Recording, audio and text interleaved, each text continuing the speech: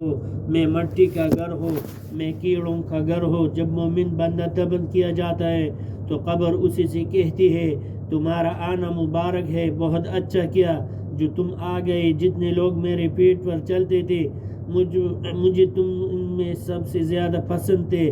آج تم میرے سپرد کیے گئے ہو اور میرے پاس آئے ہو تو میرے بہترین سلوک کو بھی دیکھوں گے۔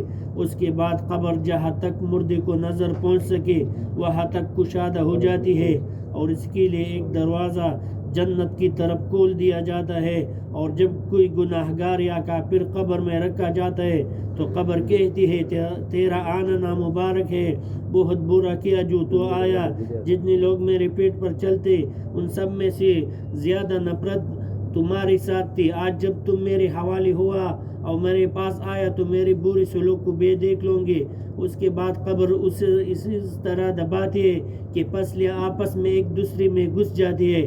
رسول اللہ صلی اللہ علیہ وسلم نے ایک ہاتھ کی انگلیاں دوسرے ہاتھ میں ڈال کر بتایا کہ اس طرح ایک جانب کی پسلیاں دوسری جانب میں گھس جاتی ہے اور اللہ تعالیٰ اس پر 70 اژدہے ایسے مسلط کر دیتے ہیں کہ اگر ایک بھی ان میں سے زمین پر خون کا مار دے تو اس کی زہریلی اثرات کی وجہ سے قیامت تک زمین میں گھاس اگنا بند ہو جائے اور اس کو قیامت تک کاٹتے اور ڈستے رہیں گے۔ نبی کریم صلی اللہ علیہ وسلم نے ارشاد فرمایا قبر جنت کے باغوں میں سے ایک باغ ہے یا جہنم کے گڑھوں میں سے ایک گڑھا ہے۔ حضرت براء بن عازب رضی اللہ تعالیٰ عنہما سے روایت ہے کہ ہم نبی کریم صلی اللہ علیہ وسلم کے ساتھ ایک انصاری صحابی کے جنازے میں قبرستان گئے۔ جب ہم قبر کے پاس پہنچے جو کہ ابھی تک کھودی گئی نہیں تھی، نبی صلی اللہ علیہ وسلم وہاں قبر کے تیار کی انتظار میں تشریف فرما ہوئی اور آپ کے ارد گرد ہم اس طرح متوجہ ہو کر بیٹھ گئے کہ گویا ہمارے سروں پر پرندے بیٹھے ہیں۔ آپ کے ہاتھ میں لکڑی تھی جس سے زمین کو خرید کر رہے تھے جو کسی کے ریسوچ کے وقت ہوتا ہو۔ پھر آپ صلی اللہ علیہ وسلم نے اپنا سر مبارک اٹھایا اور 2 یا 3 مرتبہ فرمایا عذاب قبر سے اللہ تعالیٰ کی پناہ مانگو۔ پھر ارشاد فرمایا اللہ کا مومن بندہ اس دنیا سے منتقل ہو کر جب عالم برزخ میں پہنچتا ہے یعنی قبر میں دفن کر دیا جاتا ہے تو اس کے پاس 2 فرشتے آتا ہے اور اس کو بٹھاتے ہیں، پھر اسے سے پوچھتے ہیں کہ تمہارا رب کون ہے؟ وہ کہتا ہے کہ میرا رب اللہ ہے۔ پھر پوچھتے ہیں تمہارا دین کیا ہے؟ وہ کہتا ہے میرا دین اسلام ہے۔ پھر پوچھتے ہیں کہ یہ آدمی جو تم میں نبی صلی اللہ علیہ وسلم بنا کر بھیجی گئی تھی یعنی حضرت محمد صلی اللہ علیہ وسلم ان کے بارے میں تمہارا کیا خیال ہے؟ وہ کہتا ہے وہ اللہ کے رسول ہے۔ فرشتے کہتے ہیں کہ تمہیں یہ بات کس نے بتائی، یعنی تمہیں ان کے رسول ہونے کا علم کس ذریعے سے ہوا؟ وہ کہتا ہے میں نے اللہ کی کتاب پڑھی، اس پر ایمان لایا اور اس کو سچ مانا۔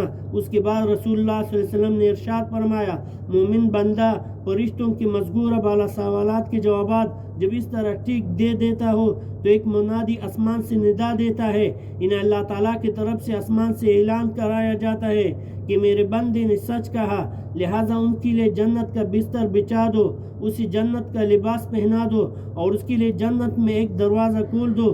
چنانچہ وہ دروازہ کھول دیا جاتا ہے اور اسی سے جنت کی خوشگوار ہوائیں اور خوشبو آتی رہتی ہے اور قبر اس کے لیے حد نگاہ تک کھول دی جاتی ہے۔ یہ حال تو رسول اللہ صلی اللہ علیہ وسلم نے مرنے والے مومن کا بیان فرمایا۔ اس کے بعد نبی صلی اللہ علیہ وسلم نے کافر کی موت کا ذکر کیا اور ارشاد فرمایا کہ مرنے کے بعد اس کی روح اس کے جسم میں لٹائی جاتی ہے اور اس کے پاس بھی 2 فرشتے آتے ہیں، اس کو بٹھاتے ہیں اور اس سے پوچھتے ہیں کہ تیرا رب کون ہے؟ وہ کہتا ہے ہائے افسوس میں کچھ نہیں جانتا۔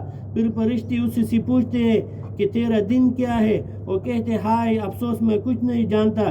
پھر فرشتے اس سے کہتے ہیں کہ آدمی جو تمہارے اندر بحیثیت نبی کے بھیجا گیا تھا تمہارا اس کے بارے میں کیا خیال تھا؟ وہ پھر بھی یہی کہتا ہے کہ ہائے افسوس مجھے کچھ پتہ نہیں۔ اس سوال و جواب کے بعد آسمان سے ایک پکارنے والا اللہ کی طرف سے پکارتا ہے کہ اس نے جھوٹ کہا۔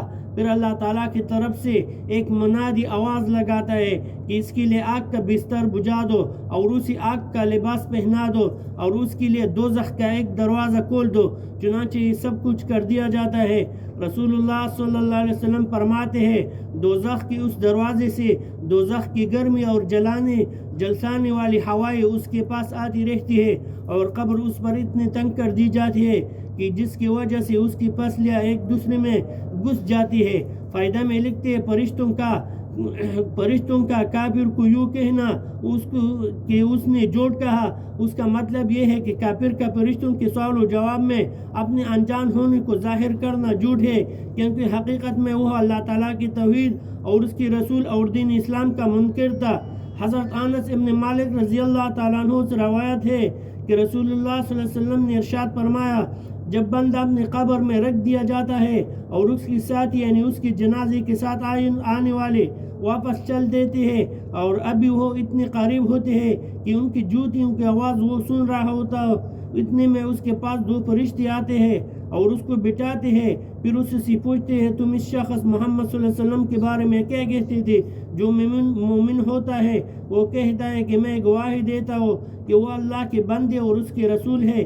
یہ جواب سن کر اس سے کہا جاتا ہے کہ ایمان نہ لانے کی وجہ سے دوزخ میں جو تمہاری جگہ ہوتی اس کو دیکھ لو، اب اللہ تعالیٰ نے اس کے بدلے تمہیں جنت میں جگہ دی ہے۔ دوزخ اور جنت کے دونوں مقام اس کے سامنے کر دی جاتے ہیں، چنانچہ وہ دونوں کو ایک ساتھ دیکھتا ہے۔ اور جو منافق اور کافر ہوتا ہے تو اسی طرح مرنے کے بعد اس سے بھی رسول صلی اللہ علیہ وسلم کے بارے میں پوچھا جاتا ہے کہ اس شخص کے بارے میں تم کیا کہتے تھے؟ وہ منافق اور کافر کہتا ہے کہ میں ان کے بارے میں خود تو کچھ جانتا نہیں، دوسرے لوگ جو کہا کرتے تھے وہی میں کہتا تھا۔ اس کے جواب پر اس کو کہا جاتا ہے کہ تو نے نہ تو خود جانا اور نہ ہی جاننے والوں کی پیروی کی۔ پھر سزا کے طور پر لوہے کے ہتھکڑوں سے اس کو مارا جاتا ہے، جیسے سے وہ اس طرح چیختا ہے کہ انسان اور جنات کے علاوہ اس کے پاس ہر چیز اس کا چیخنا سنتا ہے۔ حضرت انس رضی اللہ تعالیٰ عنہ سے روایت ہے کہ رسول اللہ صلی اللہ علیہ وسلم نے ارشاد فرمایا، قیامت اس وقت تک نہیں آئے گی جب تک کہ ایسا برا وقت نہ آ جائے کہ دنیا میں اللہ اللہ والا بالکل نہ کہا جائے۔ یہ ایک اور حدیث میں اسی طرح ہے کہ کسی ایسے شخص کو ہوتے ہوئی قیامت قائم نہیں ہوگی جو اللہ اللہ کہتا ہو۔ مطلب یہ ہے کہ قیامت اس وقت آئے گی جب کہ دنیا اللہ تعالیٰ کی یاد سے بالکل ہی خالی ہوگی۔ اس حدیث کا یہ مطلب بھی بیان کیا گیا ہے کہ قیامت اس وقت تک قائم نہیں ہوگی جب تک کہ دنیا میں ایک شخص ایسا موجود ہو جو اللہ اللہ کہتا ہو اور اللہ سے ڈرتا ہو اور اللہ کی بندگی کرتا رہو۔ بس اللہ تعالیٰ ہمیں عمل کرنے کی توفیق عطا فرمائے، سب انسانیت کو ہدایت کا توفیق عطا فرمائے۔ اللہ ہم پوری دنیا کی حفاظت کرے اور پوری دنیا کی